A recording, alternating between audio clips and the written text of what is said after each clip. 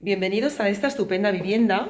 Como veis, es una vivienda que está completamente reformada, situada en una tercera planta muy luminosa, que tiene 2 habitaciones, un baño, salón, cocina y 2 terrazas.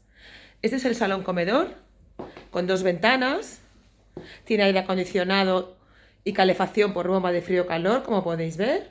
Es un salón muy acogedor.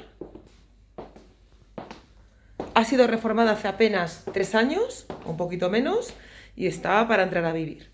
Este es el baño completo, con plato de ducha y mampara, mueble bajo lavabo. La cocina, que está completamente equipada con electrodomésticos y que tiene acceso a una terraza tipo tendedero, que es un desahogo para tender la ropa, poner la lavadora. Y aquí tenemos las 2 habitaciones. Esta es la habitación principal,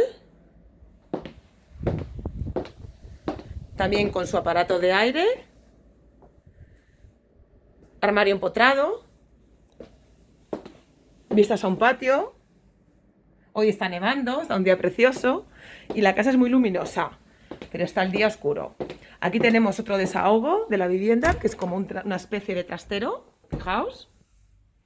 Se puede hacer vestidor, si os apetece también.